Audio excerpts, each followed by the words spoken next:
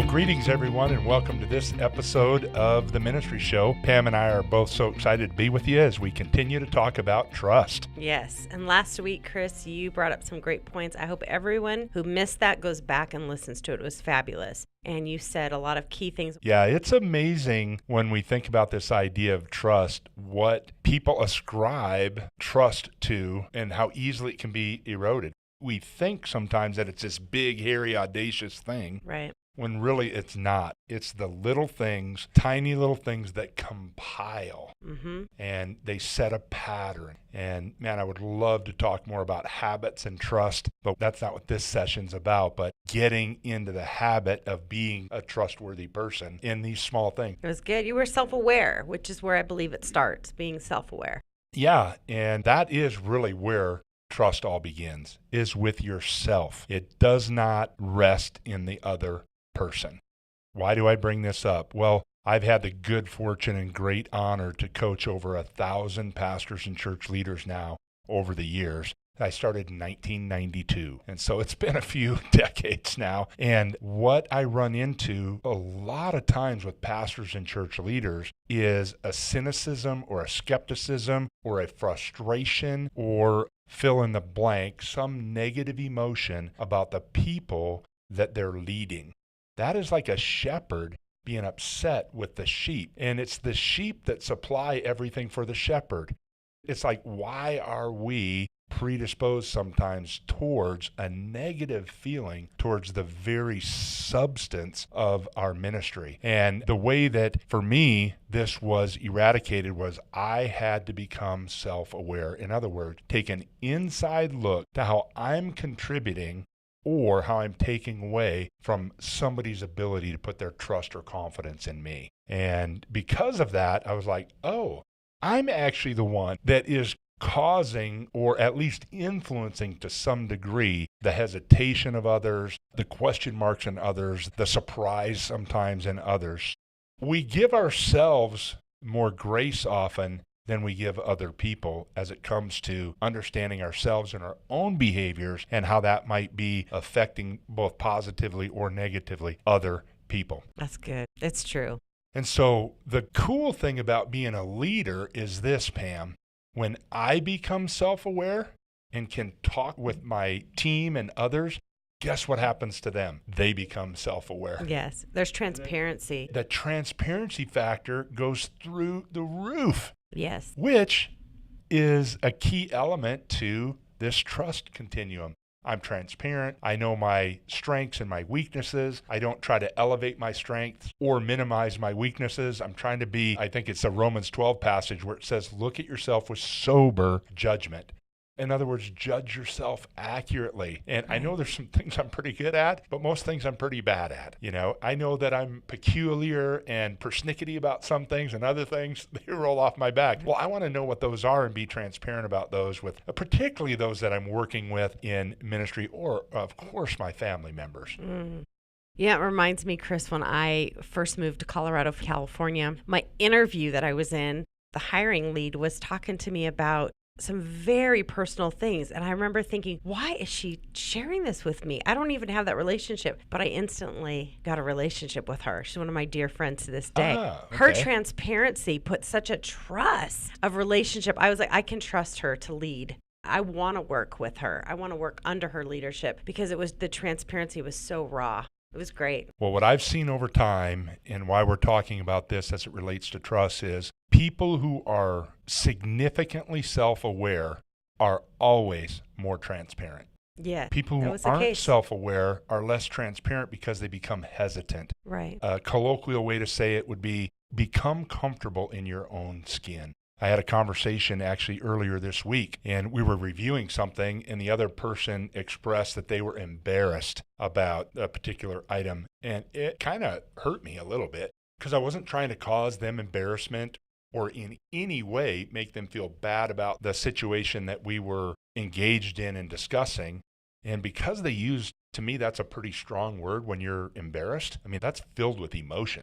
for Sure. somebody. Right. And I don't want to be the cause of embarrassment to anybody ever. Although it does happen on accident because sometimes I'm not real socially cognizant of what's going on. But again, that's another show. So I asked the person, well, will you explain that to me? Because that is not my intent at all. My intention is to help us, it was a team member, to help us get better at who we are and what we're doing. And so it seems like I must have been either overly aggressive or not aware of how you felt about the matter. And of course, they expressed that no, that wasn't the case. They just felt bad that certain things weren't done in a timely fashion. The point being that when we can have those kinds of conversations around embarrassment, around different emotion that might be anger or pity or doubt or, something more than the price of tea in China or the weather, then my team members know that I'm really welcoming and open to engaging on the visceral part of who they are. Right. Which then helps them become more transparent and self-aware. Right. There's a saying, Chris, if you're searching for that one person who will help change your life, take a look in the mirror. So we know that the Holy Spirit changes us, but we also need to be, like you said, self-aware, but also yield to that work that He wants to do in our lives so that we can really take an honest look and say, okay, I need to yield this. This is something that maybe you've struggled with. You've tried to change it and you just can't. Invite the Holy Spirit to come in and change those parts of our lives. I'm so thankful to team members in my life that have been honest with me over time, but especially when they know I'm open to it. I won't tell you the name, but a certain person I was working with, and I said, I have a question for you. This was years ago, and it will help me only if you can reply with honesty. If you can't be honest, just dismiss the question and we don't need to go any further. And this will have absolutely zero effect on your career. So that was good that you shared that. So they know at this point that this is a pretty pivotal question. But I explained that the reason that I was asking them is because of our working relationship, and I couldn't ask other people because they don't know the answer to the question I'm getting ready to ask. And it was this specific question: do you find me moody at times? That was the question. It's a mature question to ask. And much to my dismay, the answer was, of course I do. Really? Were you surprised by the answer, though? Actually, I wanted to be surprised, Pam, but I actually wasn't, because I knew that I was behaving inconsistently. That helped reinforce it, but I needed help. Yeah. In other words, if I already knew how to not be moody, I wouldn't have to ask that question. So I enlisted their help and the help of another person, by the way, outside of that team to help me. And I'm like, this is bad. This is wrong. This is not giving freedom to those people who are on my team to be who they are, because they were wondering what my response might be. Well, that was hurting trust on my team. And Sure. going off of what you said, look in the mirror, I needed to take responsibility for the trust level of my team. And lo and behold, guess who the cap was? The leader of the team. Yours truly. My encouragement to you is have enough courage to ask your team members the questions that you might be afraid to hear the answer to. But in every case that I've been involved with, when that happens, they don't use that to berate you or hold you down or anything. It actually opens up a wonderful world of transparency, of help. And we even, with this person, I said, well, I need you to have a signal when you feel like I'm overreacting or underreacting, which that's moodiness. Sometimes we think of moodiness as only overreacting, but there can be withdrawing as well. That's just as bad. Sure. And we had a little hand signal, and it didn't take that long to get over it, a few months. And then it was like, okay, I was able to establish different behavioral patterns that were super helpful for the entire team. And oh, by the way, when you can adjust a behavior like that, it tends to be pervasive in your life. So in other words, it helped other areas of my life as well. It's good. Is this making sense? Absolutely, because I think that you obviously were a little self-aware, or you wouldn't have even thought of the question. So don't be afraid to ask those questions, is what I'm hearing you say. Yeah, and then the caveat to that is be wise about it too. I didn't go to people that I didn't have any confidence in or that might have an ulterior motive to see my demise. Sure. I went to people that were meaningful in my life that I believed had my best interest at heart. Right. So you don't want to go to an enemy and Right. maybe ask that question. Right. Be a little bit wise in that. But if we could all do this kind of thing accurately, what we would find is the idea of us having to build trust would absolutely evaporate because we would be that trustworthy person that people are naturally drawn to. Think of somebody in your life right now that you have trust in. Aren't you just kind of drawn to them naturally because Yes. of their actions, Yes. attitudes, and behaviors, Right. especially over time? Right. One of the things that's hard to do in churches, that's kind of a common thing that is talked about, is when you relocate and you need to find a new church, it's hard to break into a new church. Well, this is the reason why. Because churches are untrustworthy. That's true. Because we've been burned.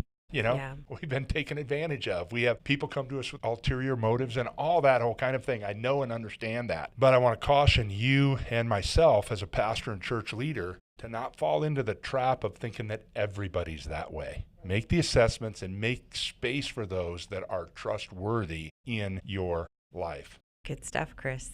Yeah. It's good. Why? Say another Why? thought. You've got thoughts on Why? this too. So. No, I'm just processing because I need to start asking people that question.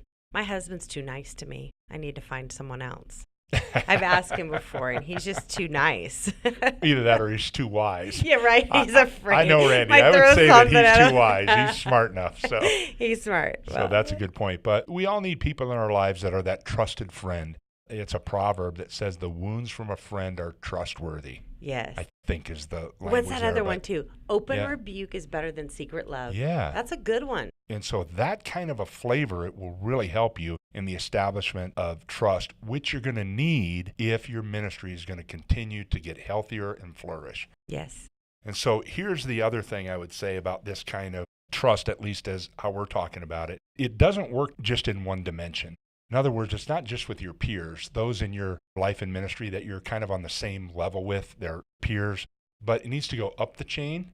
I call it up the chain, down the chain, and around the chain. We need to be consistent in all those aspects. One of the things I always do when I'm hiring somebody at any leadership level is I go out to eat with them. And I don't really care what we eat as long as we have a server. And I'm just paying attention, how do they treat that server? Right. You know? Yes. It doesn't tell me everything, but Right. it tells me a lot. Sure. Because we don't want to be a respecter of persons and treat people differently when it comes to trust. We want to treat everybody the same. Respect, dignity, and so on. So Okay. then, why are we talking about this? Just a reminder. Relational trust is the foundation of every healthy spiritual leader. Yes. And it's something that we have to elevate and strive towards. Again, not gaining the trust, but being the kind of person that is trustworthy. A consistency that leads others to be able to predict our actions, attitudes, and behaviors in such a manner that they can have confidence.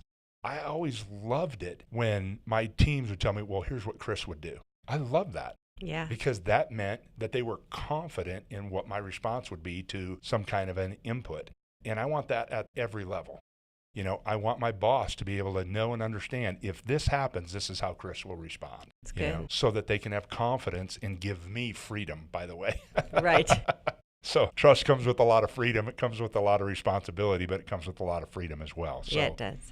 as leaders, we always start internal before we go external, which is what this session has been about. We have to take that look in the mirror, an honest evaluation, and we've talked about this before in the ministry show. If you're unsure, you're going to need to invite somebody that's close to you or a couple somebodies that are close to you. Help me evaluate this about myself. And then listen to them and ask them questions to make sure that you have an accurate judgment about your own behaviors as it relates to the ability to garner trust. Mm-hmm. But start internal. If you look external first, I can justify all kinds of reasons why people either trust me or should or don't trust me. That's not the way to do this. It's to start internal first and then external. Keep in mind this, that relational risk always adds significance or proves the insignificance of a relationship, especially those that might have your best interest at heart. And when you go to them, one of two things are going to happen. Your relationship is going to deepen and become more significant, or it's going to prove that it was an insignificant relationship anyway. Maybe you were counting on that relationship, but it proved itself insignificant because you get blasted or it's of no help. Then it's like, oh, I thought that this was a significant relationship to build upon, but it turns out the foundation was not there. So either way you win, Mm-hmm. because we're told in scriptures It's a wise person that builds their house on the rock. Right. Well, translating that into our ministry and these relationships, I want to build my ministry on the rock of relationships, not the sand of relationships. Because if I build my ministry on the sand of relationships, it's all going to go away. That's right. I don't know when. Right. And I can delude myself and I can think, oh, I've got this huge neighborhood and this great development. But as soon as the tough stuff comes, it's all going to wash away. And then I have to start over. Right. So it's important and more beneficial to do the hard work of building on the rock, which is harder, than the sand, which is easier. But longevity is worth it. Mm-hmm. Makes me think of a really good book that John Maxwell wrote called The 360-Degree Leader. That's a great book for leaders to read, and it'll expand on what you've shared about today as well, Chris. And there's other books on trust. One of them by Covey that I like is called The Speed of Trust. It's an excellent book. You can read a little bit more on this, but the main thing that we're trying to articulate in this is trust starts internal with you. Are you the kind of person that can be consistent? In what areas are you consistent? Then build upon that. Here's an action item for you. So who do you trust? Write down a name or two. And here's the reason it's important. Why do you trust them? Write down the characteristics of why you trust them. And then who trusts you? And why do you think that they trust you? Now, here's the thing. For those who you trust and the reason why, the assignment is go tell them, hey, you're important in my life and I trust you because of this, this, and this in your life. You know what that will do to them? It will encourage them. Yeah. And who do you think trusts you? Go to them and say, hey, I think you trust me because of this, this, and this. Is that true? Or is there something I could do that would enhance your ability to trust me? It's a great action item. That's great. Just doing those two things would be awesome. I love it. Well, next week we get to do Trust Continuum Part 3. Really excited about that. Trust, it's going to be called Trust the Rub. The Rub, Chris, what's that mean? We're going to have to come next week to find out. Trust the Rub. I kind of think I know what that might be. Okay. Well, again, these sponsors that we have, we're so thankful for. In particular, the Giving Crowd. I talked with Steve Caton earlier this week, who's the president of the Giving Crowd. I'm telling you, these people can help you advance your ministry in lots of different ways, but the main thing that they can do is help you fund your ministry fully. I mean, this guy is brilliant. Check out the Giving Crowd or anybody else there that might be able to help you. Until next week, I hope you have a great week, and God bless.